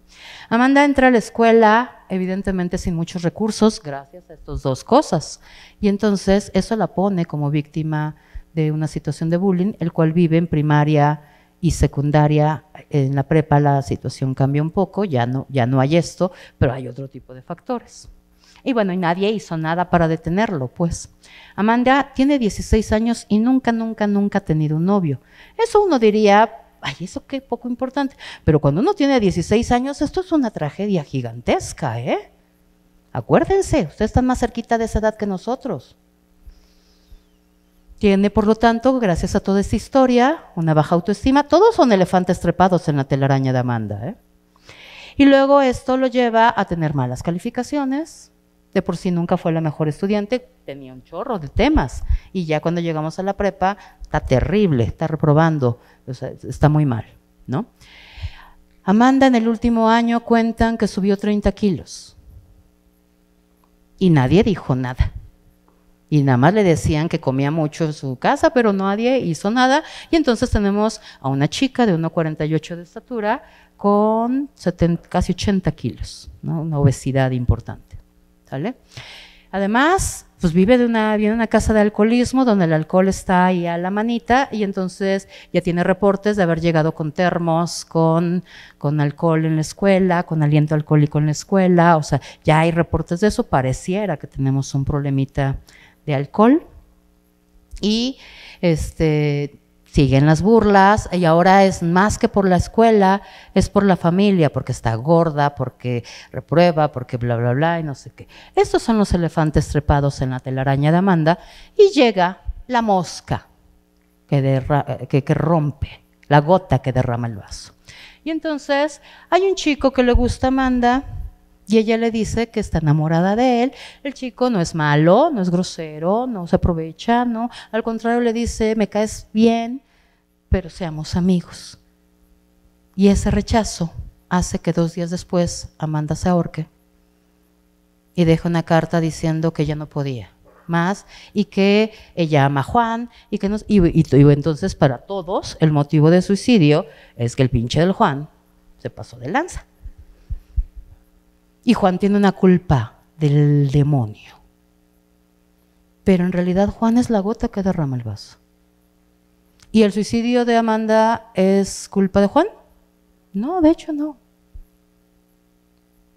Tiene que ver con todos los factores de riesgo que se están acumulando, con un factor precipitante y con 0 factores protectores. Porque si aquí tengo una maestra que le dice, a ver, ¿cuál es el tema? Yo te ayudo. Hay que subir la calificación, vamos a hacer algo. Aquí tengo un grupo de amigas que le dicen, amiga, no hay bronca, mira, vamos a otro muchacho, no pasa nada, somos amigas, estamos aquí. O sea, si aquí hubiera habido factores de protección, los factores de protección se acomodan acá abajo y ayudan a cargar la telaraña. Yo les pregunto, chicos, ¿sus vidas no tienen elefantes? ¿Sus telarañas no tienen elefantes? Yo no conozco una vida que no tenga elefantes. Mi vida tiene elefantes. Pero, si no tengo tantos Y tengo aquí quien me ayude a cargarlos. Y tengo además elementos y recursos para irlos diciendo, a ver, ¿ya te columpiaste? Órale, órale, bájate porque sigue otro. ¿Qué es lo que hacemos los adultos? No somos los adultos a ver cuál problema sigue. Y ya terminaste de resolver este problema, y ¿cuál otro? Ahora que se rompió, ahora que se descompuso, ahora que hay que arreglar. Pues sí, pero yo los subo, los columpio y les digo, se acabó tu turno, órale, sáquese de aquí. No los acumulo. ¿Saben que me puse a buscar algún día quién había inventado la canción de los elefantes y la telaraña y lo encontré? Son de esas rimas populares. Y luego me puse a pensar, qué horrible cultura la nuestra, pues, o sea, me enseñaron esta canción porque la vida es un ejercicio de resistencia y a ver quién aguanta o qué pedo. Porque entonces, ¿cuántos elefantes soporto? No, la vida no es un ejercicio de resistencia y no se trata de acumular elefantes. Algún día la telaraña se va a romper. Aunque tengamos todas las protecciones del mundo. No vamos a poder evitar tener líos, pero sí hay que resolverlos. Una gente se suicida porque la historia es así. No porque está loca o porque no tiene otra cosa que hacer. Es que hoy es viernes y ¿qué hay que hacer? Pues vámonos al metro, chingue su madre. A ver qué hay. O sea, ¿de veras? ¿Así funciona? ¿Se habían puesto a pensar en qué hay en la vida de alguien que no quiere vivir? Factores de riesgo. Ser mujer menor de 35 años. Las mujeres maduras, no es que no nos podamos matar, pero la verdad es que cuando ya no te moriste por el tarugo 1, por el pendejo 2 y por el imbécil 3, por el 4 ya no importa. Pero las chicas jóvenes sí, por el tarugo 1, sí, la andan pensando mal. Ser un hombre mayor de 40 años. No es que los chicos jóvenes no quieran matarse, por supuesto que lo hacen, pero para un hombre en madurez, si se queda sin chamba, si se queda sin pareja, si tiene muchos líos, o sea, no está fácil. Y además tienes que mantener una familia, y además tienes que sacar adelante una hipoteca y esas cosas, se puede convertir en una complicación. Yo veo a los chicos jóvenes diciendo, me quedé sin trabajo, el novio de mi hija decía, conseguiré otro. Y pues, o sea, yo dije, ¿cuánta seguridad tiene este cuate en sus papás? Pues por eso, y ya tiene como 3 semanas que no tiene trabajo. Pero dime si te quedas sin trabajo. No, por favor. Ven hacia tocar madera, para que no pase. No, es una complicación terrible, pues.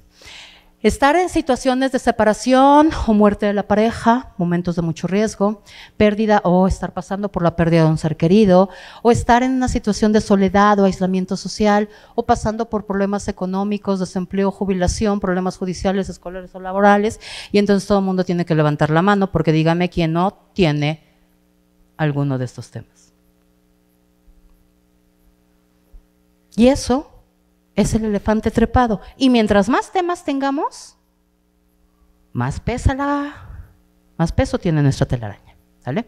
Historia previa de trastornos afectivos, que la depresión que traigamos, ya sea crónica, que estemos pasando por una enfermedad terminal o dolorosa, que haya un tema con el alcohol, con las drogas, que en nuestra familia o cerquita de nosotros haya personas que se hayan quitado la vida, nos pone en una situación de riesgo si ese tema, si ese duelo no se resuelve.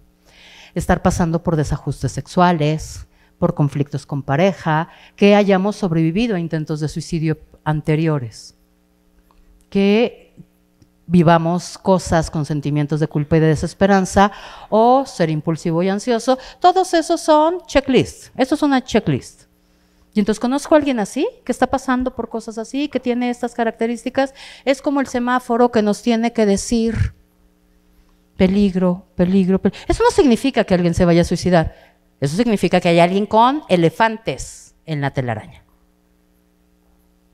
Y que si lo quiero bien y me importa, o lo aprecio, o aunque no ni lo conozca tanto, pero que sepa que está pasando eso, puedo a lo mejor acercarme y convertirme en un factor protector. porque ustedes no tienen idea la cantidad de gente que a mí me ha dicho, ese día iba a matarme, y entonces me tropecé con ese muchacho, y perdóname, no sé qué, y me sonrió y me dijo, qué guapa, ¿eh? No me pidió el teléfono, nada, pero eso me hizo llegar a mi casa diferente. Y ese día ya no me maté. A ese yo lo llamo un ángel. No tiene idea de lo que hizo. Pero yo les pregunto, ¿cuántos hay así? La gente ya pasa caminando enojada, mienta madres. Y luego no sabemos lo que alguien trae. También conozco a un chico que intentó suicidarse y la gota que derramó su vaso.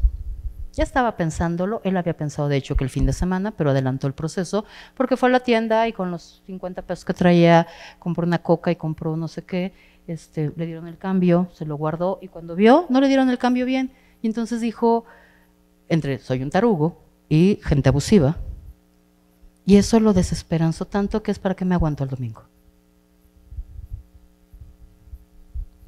Y entonces si pensamos que porque no conocemos a alguien no podemos hacer la diferencia en la vida de alguien, no hemos entendido el impacto que puede tener una sonrisa, que puede tener una mirada, que puede tener un trato amable. Y luego la gente me dice, es que llegas y dices buenos días y no te contestan. ¿Y? Es problema de ellos. Tú di buenos días. Porque entonces a lo mejor para alguien voltear y decir buenos días le hace decir, oye, alguien vivo en el planeta. Señales de aviso. El paciente suicida expresa de múltiples formas su intención suicida y va dejándonos migajitas de pan, como en el cuento de Hansel y Gretel. Y luego, a veces, cuando ya se consuma el suicidio, uno voltea y dice, si el otro día me dijo, si el otro día lo vi, si el otro día pasó, porque el mensaje tal vez no es recibido bien, hasta que el otro se mata, es que entiendes el mensaje. Ojalá tuviéramos más sensibilidad para estar abierto a recibir los mensajes. Y para eso entonces es importante reconocer cuáles son esos mensajes. Aprender a reconocer las señales de aviso puede ayudarnos mucho en la detección temprana de esta problemática. Muchas de las señales de aviso son también síntomas del trastorno depresivo mayor. Una persona que está pasando por una depresión es una persona que tiene el mamut gigantesco, prehistórico, trepado en su telaraña. ¿Sale? Cambios en los hábitos de alimentación y de sueño. Dejó de comer, come en exceso, casi no duerme, duerme demasiado, pérdida de interés en las actividades habituales. Le gustaba dibujar, ahora ya no dibuja, le gustaba escuchar música, ahora ya está todo en silencio, le gustaba salir al parque con el perro, ahora ya tiene semanas que no lo hace, le gustaba ir al cine, ya no lo va, o sea, esas cosas, ¿no?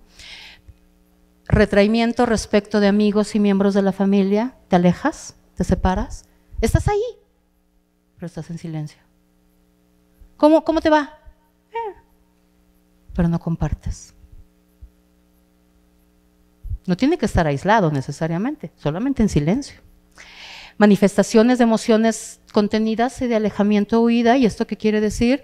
Quiere decir que entonces me enrabio y voy y me escondo y me guardo adentro de mi cuarto.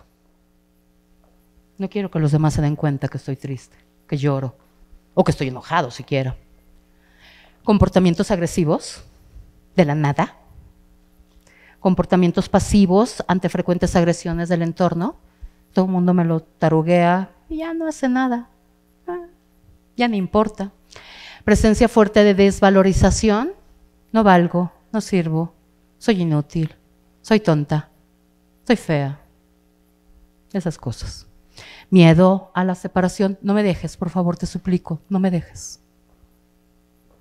Y puede ser pareja, puede ser amigo, puede ser familiar o hasta el perro. Miedo, cambios súbitos en el estado de ánimo, así como puede estar súper contento un ratito, al ratito está en el hoyo profundo. presencia de fantasías de dormirse y de no despertar. Maestra, se me había olvidado. Ojalá ya no despierte, ojalá me pasara algo, Pérdida de ilusión por el futuro, uso de alcohol y de drogas. Aunque no nos guste, alguien que consume alcohol y drogas está teniendo un comportamiento suicida. Todos aquí sabemos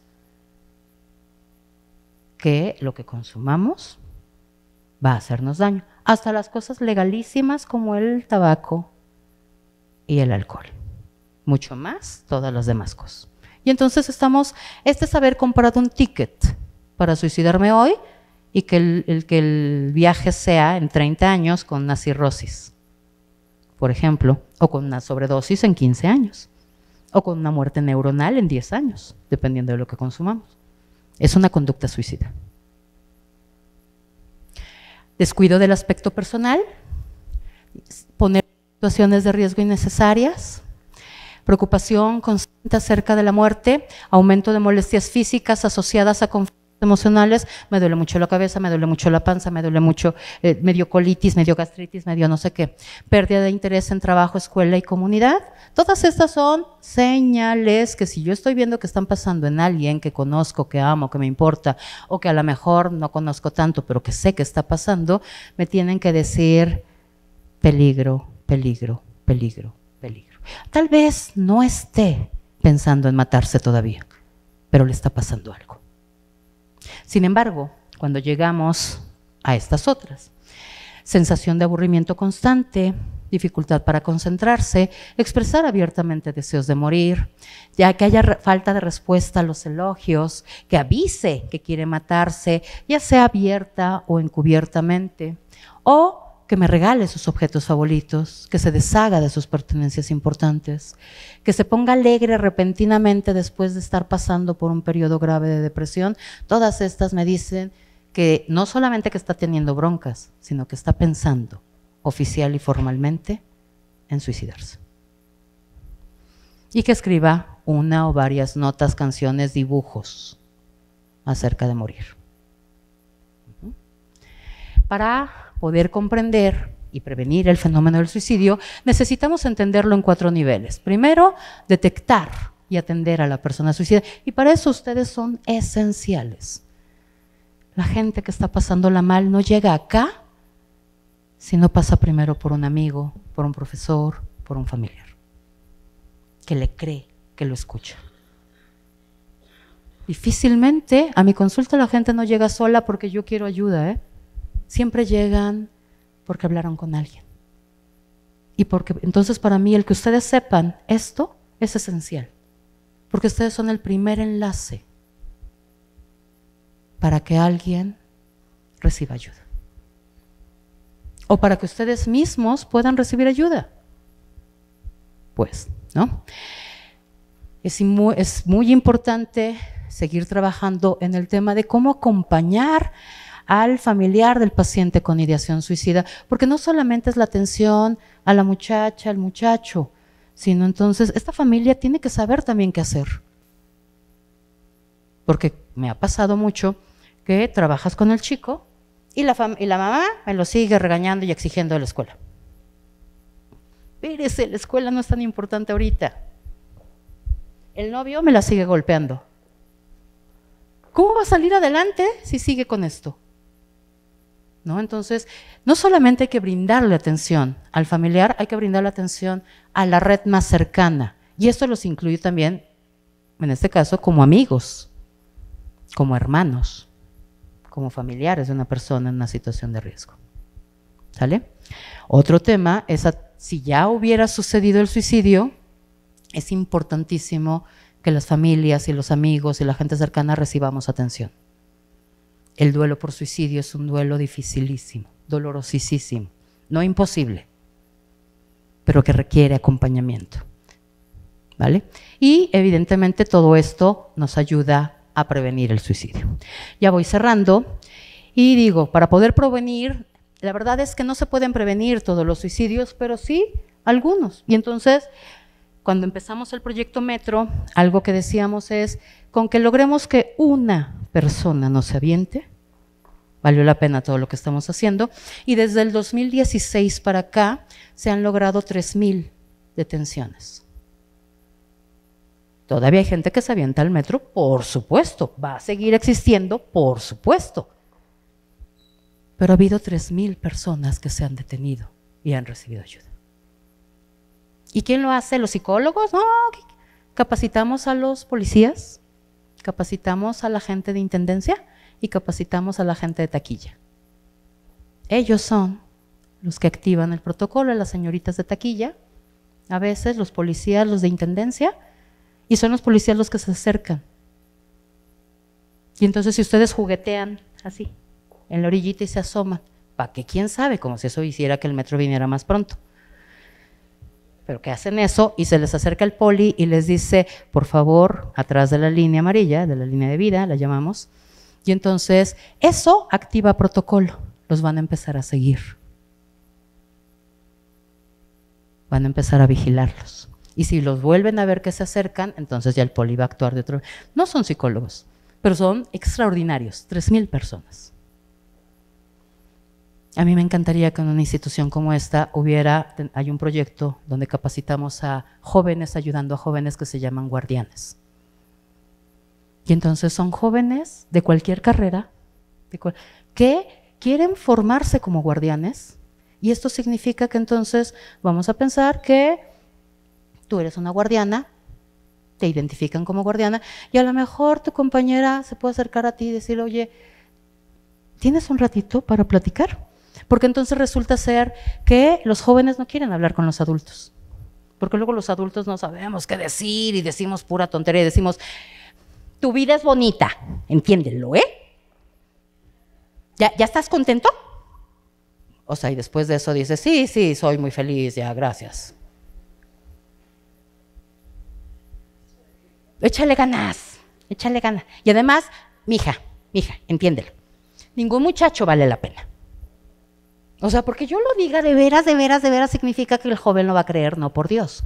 Pero entonces cuando capacitamos a jóvenes para ayudar a jóvenes, es un proyecto que ha tenido un éxito brutal, lo hemos hecho en secundaria, y entonces al principio nos decían, ¿cómo crees que una chavita de tercero de secundaria, un chavito de tercero de secundaria va a tener la habilidad para apoyar a sus compañeros más chiquitos?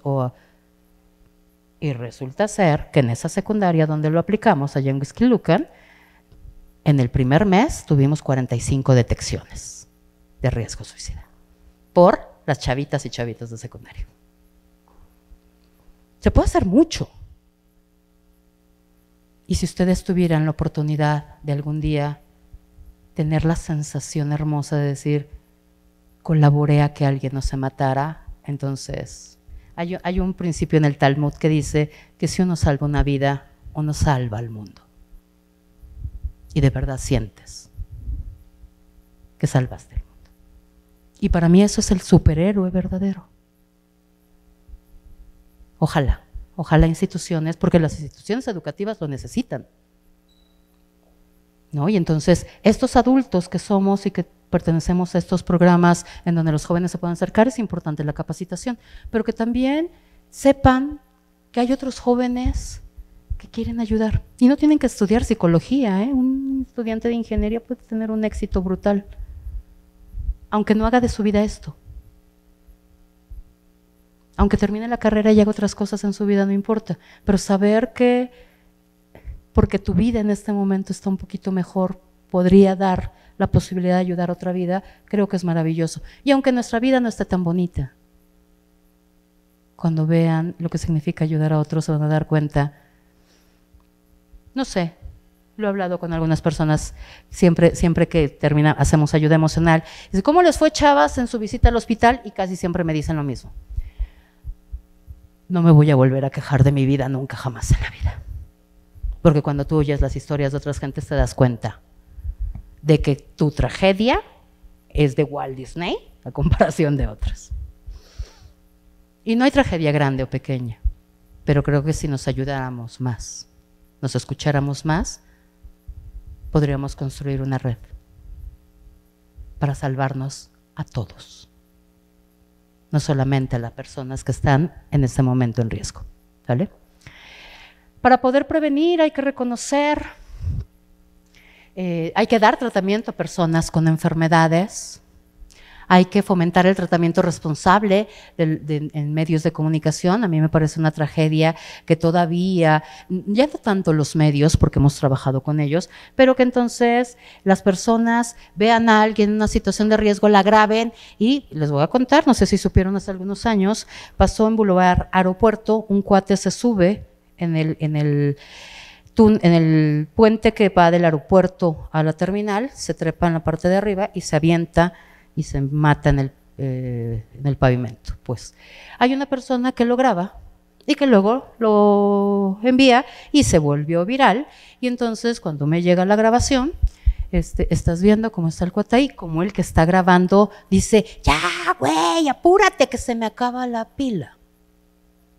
Y al menos de un minuto el tipo se aventó, se oye como truenan los huesos en el pavimento, y que está grabando está muerto de la risa. No puedes creer eso. Estamos viendo cómo se están peleando dos y preferimos grabar en vez de pedir ayuda. Estamos viendo cómo están asaltando o violando a alguien y estamos grabando en vez de hacer algo. Alguien estaba a punto de aventarse del puente y pensó que era mejor grabar que pedir ayuda. Y además dijo, porque lo gritó, ya güey, aviéntate que se me acaba la pila. Te dan ganas, de veras, de veras, de veras. Pero al final, después de eso dices, no importa, hay que seguir trabajando. No podemos ser así. No somos así. Y ahora yo le pido a la gente que conozco, si te llega algún video como estos, que se detenga en ti. Que no circule más. Ten respeto a la persona. Pide ayuda para esa persona, si la conoces. O sea, no hagas de tu diversión el sufrimiento de otras personas. Prevenir implica trabajar en 3 grandes niveles: prevención general, prevención indirecta y prevención directa, Y ya, quiero terminar mi plática con esto. ¿Y qué podemos hacer nosotros? Cuando detectamos señales de riesgo, es importante acercarnos y buscar ayuda. No tengo que ser psicóloga, tengo que ser una persona común y corriente con ganas de ayudar. ¿Con eso es suficiente? No tengo que decirle, échale ganas. No, esas cosas sabemos perfecto que no sirven. Pero puedo escucharte. La manera más efectiva y afectiva de hacerlo implica hacer conexión. Cuando empezamos el proyecto de metro, por ejemplo, los vigilantes, los policías, los de mantenimiento nos decían, es que yo sí, por ejemplo, me acuerdo de un cuate que decía, yo sí me acerqué una vez a una mujer, le dije, ¿puedo ayudarle en algo? Porque la vi llorosa, la vi mal, y la mujer ni me volteó a ver y me dijo no, y se alejó. Yo me fui, seguí haciendo mis cosas, y a la siguiente se aventó. El cuate se quedó terrible. Y entonces decía, es que, no sirve. Yo le decía, a ver, espérame. Te voy a decir, hiciste muy bien en acercarte y decir, puedo hacer algo, ¿está bien? Y todos te van a contestar, estoy bien, no puedes hacer nada por mí. Y entonces, y tú ahí te detuviste. Yo te voy a decir cuál es el secreto. Le vas a decir, pues no lo creo, señora. Tengo 3 minutos viéndola llorar, estar mal, acercada en la orilla, tan. Y cuando le describas lo que has visto, ella va a voltear. Y cuando hagan conexión visual, entonces ya lo lograste. Hacer conexión. Hacer que el otro voltee y nos mire. Porque entonces cuando logras mirar los ojos de la persona que la está pasando mal, la otra persona ya no puede decir que no. Y entonces ese es el éxito. ¿Necesita ayuda? No. Pues no lo creo porque yo he visto esto, lo otro, aquello, bla, bla, bla. Porque todos tienen señales. Acuérdense del cuento de Hansel y Gretel y las migajitas de pan. Y entonces voltean y resulta ser que 3,000 personas se han detenido. Las otras que no se han detenido no las hemos visto. Y por eso no se ha hecho. Pero si las logramos ver, las podemos detener. ¿Y quién las detiene? La señora de Intendencia, ¿eh? La menos importante. En nuestro proyecto en CRIT también me piden capacitación, dar capacitación a psicólogos y médicos. Y yo les decía, ¿y por qué ellos? En intervención en crisis. ¿Y por qué ellos? No, pues ¿por qué ellos? Dije, no, queridos, ustedes no han entendido cómo funciona el universo, me parece. Te les voy a contar que cuando uno llega a CRIT, si algún día alguien ha ido alguna vez por cualquier razón, te recibe a los señores de la puerta, pues. Y CRIT, no me pregunten por qué exótica razón, tienes que caminar una brutal cantidad hasta llegar a la recepción. Y vas con un pequeño con discapacidad. Entonces hay los chicos a los que llamamos los de las sillas. Se llama un chico de las sillas, llega un chico corriendo, jovencito, con silla de ruedas, se sube el chiquillo y va platicando con la señora todo ese largo camino hasta llegar a la recepción. ¿Quién creen que él recibe la crisis primero? El muchacho de las sillas y el señor de la puerta, el policía. Luego se sientan en la recepción y van al baño y se encuentran con la señora de Intendencia. ¿Y quién creen que recibe la segunda intervención en crisis? La señora. Y cuando llegan ya lo pasa, o la recepcionista también. Ya cuando llegan con el psicólogo, ya se vaciaron estas señoras. ¿Y quién les dio la intervención? El de la puerta, el chico de las sillas, la recepcionista y la señora de Intendencia. ¿No les parece que tendríamos que capacitar primero a ellos para saber qué hacer? ¿Cuántas de nosotras hemos llorado en un baño de una escuela? ¿Y quién se da cuenta? ¿La psicóloga? ¿La orientadora? ¿Mis otras compañeras? ¿O la señora de Intendencia? ¿Y entonces no creen que a quien tendríamos que darle la capacitación son a ellos primero? Porque entonces a lo mejor yo no me atrevo a acercarme, pero yo voy y le digo o busco, porque en la escuela, por ejemplo, en la secundaria tenemos un chat, que entonces son, si necesitas un guardián, pon 911 y di en qué salón estás y te podemos ir a buscar. Y entonces ¿no les parece que yo puedo salir de ese baño y poner 911, 922, no me importa el número que quiera, 666, da igual, pues?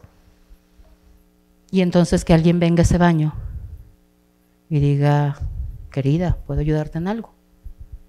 Porque ¿dónde lloramos cuando nos corta el novio, cuando nos enteramos que estamos embarazadas, o sea, en el salón de clases?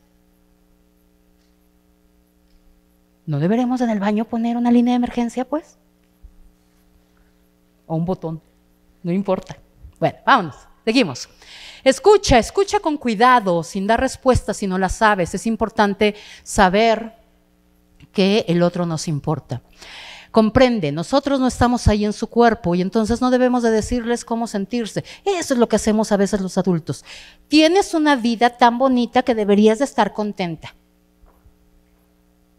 Entonces, yo me acuerdo que de joven decía, ¿y tú qué diablos sabes de mi vida? Claro que sé de tu vida, porque si vienes a la escuela es porque tienes unos papis que te quieren. Hoy lo veo a la distancia y creo que no estaba del todo equivocada, pero realmente no estaba hablando con un adolescente, creo que estaba hablando con una adulta. Nada más que yo en aquel entonces era una jovencita que no entendía las cosas que hoy entiendo. A veces a los adultos se nos olvida eso, que fuimos jóvenes. Y que las barbaridades que nuestros papás, tíos, abuelos, maestros, orientadores y nos dijeron, no tenían ningún sentido para nosotros, que a lo mejor hoy sí pueden tener, ¿eh? Pero eso pasa con los años y la experiencia.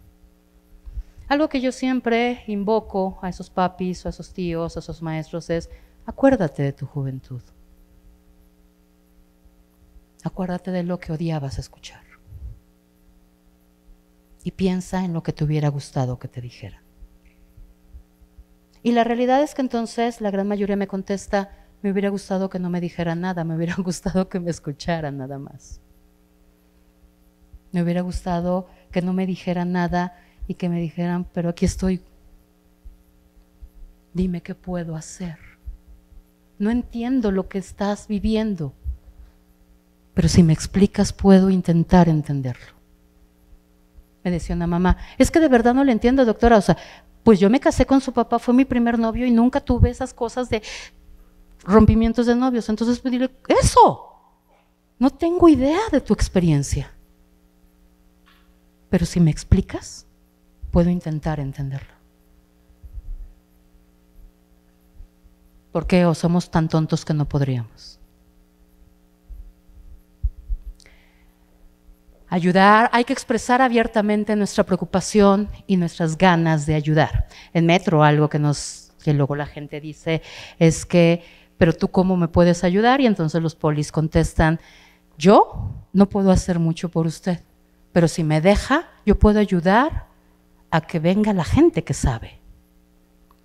Y lo que puedo hacer es quedarme aquí con usted un ratito y podemos platicar. En realidad, cuando llegan los psicólogos, ya no hay mucho más que hacer, porque ya todo lo hizo el que se quedó escuchando, ¿no? Buscar ayuda. La seguridad de la persona es la prioridad y solos no podemos hacerlo. Es muy importante informar a la familia. No hay cosa más terrible en el mundo que me hagan prometer que nunca, nunca, nunca lo van a decir a nadie. En psicología hay un principio muy básico, tenemos la obligación de guardar confidencialidad, salvo en situaciones de riesgo de vida y muerte o bajo la presencia de algún delito que se esté llevando a cabo. Y entonces yo, cuando alguien me platica que quiere quitarse la vida, yo hago dos cosas. ¿Lo dices tú o lo digo yo? No, es que yo no quiero o sea, yo no lo voy a decir y yo no quiero que tú lo digas. Y yo digo, lamento querido, pero voy a decirlo. Y si te enojas conmigo, quiero decirte que estás en todo tu derecho, pero no me importa. Yo voy a decirlo. Y entonces, ¿qué es lo que yo hago? Yo doy a llenar una hojita, primero me dan datos, en esos viene el celular, el teléfono en la casa y siempre pido un teléfono de recados. Y cuando me dicen, ¿pero por qué? Pues porque luego no te encuentro, luego no contestan los celulares. Yo necesito a veces dejar recados. Pero ya tengo el teléfono de recados y si alguien algún día necesita, yo en ese momento me contacto al teléfono de recados, aunque tú te me enojes. Yo prefiero a alguien que esté enojado conmigo a que por haberle guardado un secreto esté muerto. Y luego yo no sepa qué hacer con eso, ¿no? Informar, si fuera necesario, buscar hospitalización, ayuda médica, espiritual, social, no hay secretos. Habla con la persona que se quiere quitar la vida con honestidad y de manera directa. Le tenemos un chorro de miedo a decir, ¿me estás diciendo que vas a suicidarte? Así. Y entonces me acuerdo mucho de un grupo de profesores en una escuela, me decía, pero eso no les da. Le dije, ¿de veras ustedes de los que creen que si hablamos de sexo con la gente, a la gente le dan ganas de tener sexo? O sea, si le preguntamos si se va a matar, ¿de veras le vamos a dar ideas? Si algo agradecen mis pacientes es cuando tú me preguntaste directamente, ¿quieres matarte? ¿Con qué quieres hacerlo? ¿Has pensado en qué día? O sea, así. Me dicen, me di cuenta que a ti no te da miedo y me sentí seguro. Porque no preguntamos por miedo. Y cuando tenemos miedo, el otro lo percibe. Y el otro, ¿qué creen? Tiene tantas broncas en su cabeza que todavía va a cuidarnos a nosotros porque tenemos miedo. Da miedo, da un chorro de miedo, ¿eh? Y tienes ganas de que te digan, no era una bromita. No. Pero pues ya que lo tienes ahí, ya lo tienes ahí. Y se pueden hacer muchas cosas. Evaluar riesgo suicida, potencial de letalidad. Esto significa, ¿quieres matarte? Sí. ¿Has pensado, tienes con qué hacerlo? Sí. Ya, con eso es suficiente. No necesitamos grandes cosas. Y usar nuestra autoridad sin miedo. ¿Esto qué significa? Yo no necesito ser una adulta autoridad de alguien para decirle a alguien, ¿me puedes dar con lo que piensas matarte? Y tampoco necesito ni gritarlo ni amenazarlo. No, corazón, no te estoy diciendo que es opcional avisarle a tus papás. Es algo que tenemos que hacer. Y entonces, ¿qué creen? Ese que me había dicho que no me dijo, bueno. Porque si entiendes Si el otro entiende que tú lo que quieres ayudar, el otro va a dejarse. Entonces hagámoslo. Buscar ayuda de inmediato si fuera el caso y no dejar sola a la persona hasta que pueda estar a salvo. ¿Sale? Hablar de manera directa ayuda mucho, se le da visibilidad a las intenciones, la persona sabe que ha sido escuchada y va a comprender la seriedad de sus intenciones. Hacerle saber que es importante para nosotros ayudarle, que tal vez no entiendo sus razones o que yo no lo haría de la misma manera, pero que eso no significa que no me importe y que no quiera yo ayudar. Y me acuerdo mucho de una chica que decía, pero a ti, ¿por qué te importo si tú no me conoces? Y entonces yo le decía, hasta hace media hora que tú no hubieras entrado a mi consultorio, efectivamente, probablemente tu vida me importaba cero porque yo no sabía que tú existías. Pero tengo media hora de estar hablando contigo y ahora sé esto y ahora tu problema es mi problema. Y ya no puedo zafarme de esto. Y no voy a zafarme de esto. Y si tú me dejas, no voy a dejarte sola en esto. Y entonces lloró, porque mucha gente estaba enterada de lo que le estaba pasando y todo el mundo lo que hizo fue, bueno, vaya, ahí nos vemos, que te vaya bien. Y huyó. Perdón, pero si ya sé que alguien quiere morir, su problema es nuestro problema. Y ahora vamos a buscar ayuda juntos. Lo que no debemos de hacer, decirle que está mal por pensar en suicidarse, digan, ya, gracias, en 2 minutos termino ya. Decirles lo buena que es su vida, no tomar a la ligera las ideaciones o las intenciones suicidas y no hay que intentar solucionarlo todo. ¿Podemos prevenir el suicidio? Sí, claro que sí. Si escuchamos a las personas, sí podemos. Si atacamos los problemas desde el origen, también podemos hacerlo. Y si fomentamos los factores protectores y si nos convertimos en parte de la red de ayuda de la otra persona. Sí podemos ayudar, sí tenemos recursos reales de apoyo. No es cierto que solamente los psicólogos podamos hacerlo, todos podemos hacerlo si queremos hacerlo. Podemos educar en el respeto y valores, podemos ofrecer alternativas de apoyo a las personas, podemos construir un mundo diferente y sí, si nosotros lo quisiéramos, pudiéramos construir una vida diferente para todos. En realidad no se trata de salvar una vida, se trata de salvar nuestras vidas. Porque eventualmente el problema del otro puede rozar por mi vida. ¿Y quién les garantiza que mañana las circunstancias no cambien? Que decimos, ay, el Popo, pues está bien lejos. ¿De veras? ¿No han oído por ahí otra pandemia?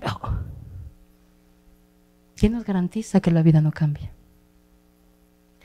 A medida que crezcas, descubrirás que tienes 2 manos, una para ayudarte a ti mismo y otra para ayudar a los demás. Ojalá las usemos las 2. Y dijo Fito Páez, y con esta cierro, al final lo que queda es abrazarnos, confiar en el otro, amar y dejarme amar en medio de la balacera que es la vida. Y entonces está en nosotros la invitación del día de hoy, y agradezco que se hayan quedado hasta el final, es querer conocer el tema, querer adentrarse un poco más y querer saber cómo pueden ayudar. Y pueden ayudar, de verdad pueden ayudar. Todos podemos ayudar. Porque es para sostenernos a todos. ¿Sale? Gracias.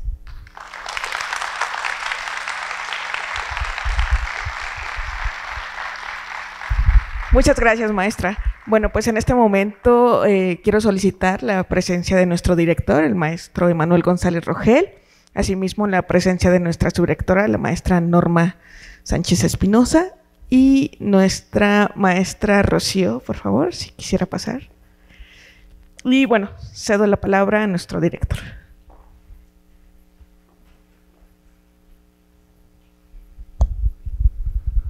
Muy buenas tardes. No sé si estar preocupado, espantado, pero soy contento porque está aquí. Muchas gracias por darnos esta plática. ¿Cuántos factores de riesgo tenemos todos día a día? Y más nuestros jóvenes. Oí por ahí una frase que se dice: qué difícil es ser joven y adolescente, pero más difícil ser papá de uno de ellos. Eso es lo más difícil. Sí. Yo soy padre de familia y tengo que una hija adolescente. Híjole, qué difícil. Que uno quisiera estar con ella todo el tiempo, pero no se puede. Sí. ¿Cuántos elefantes estamos cargando todos? Que afortunadamente escuché la gran parte de la conferencia, allá atrás, para no llamar la atención. Pero por lo más importante son las señales, ¿sí? Chicos, estén atentos, alertas, no saben quién está al lado de ustedes, no saben cuántos elefantes está cargando ese compañero que está al lado de ustedes. Igual también pues a todo nuestro personal, a nuestros maestros, a nuestro personal de apoyo, todos, como bien lo dijo ahorita nuestra ponente, por las personas de intendencia, por los vigilantes, son también parte de esa comunidad y ellos son quienes tienen pues ese primer contacto, ¿sí? Entonces, pues hay que estar alertas todos. Me da mucho gusto que ese tipo de pláticas se lleven a cabo por la Secretaría General del Instituto Politécnico Nacional, también por la Oficina de Defensoría de los Derechos Politécnicos, junto con las escuelas. Estamos preocupados por, más bien, nos estamos ocupando de brindarles esas herramientas que a través de las cuales nuestros jóvenes, nuestro personal de apoyo y nuestros maestros necesitan conocer para poder tener pues esos elementos para brindar esa ayuda, ¿sí? Muchas gracias por esta plática sumamente interesante. Muchas gracias pues a las personas que lo están siguiendo que a través de nuestro canal de YouTube, y que pues bueno, pues va a quedar para pasarla una y otra vez, porque creo que todos estamos expuestos y todos podemos ayudar. Todos podemos ayudar. Esa es la parte más interesante. Si uno salva a uno, salva al mundo. Es lo que yo siempre he dicho. Si una persona cambia, ya logramos nuestra misión en la vida. Muchas gracias.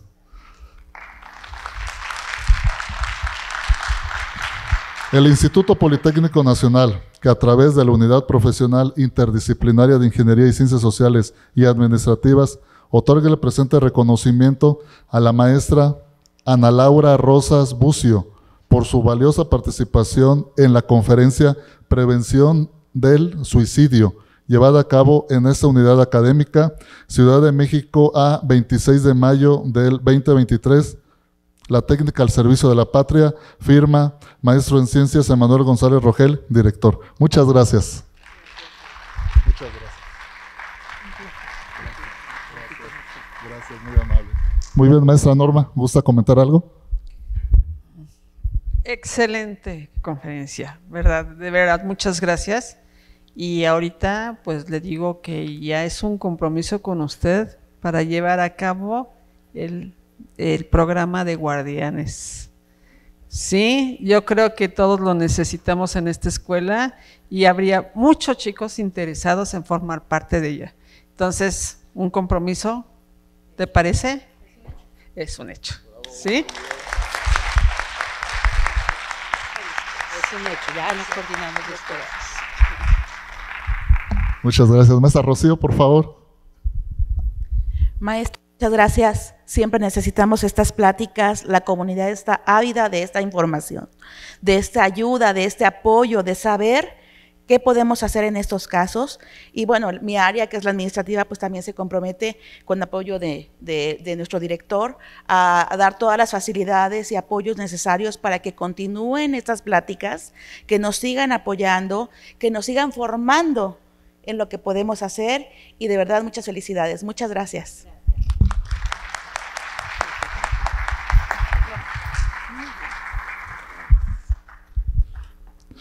Pues bueno, Magda, ya tienes una nueva tarea.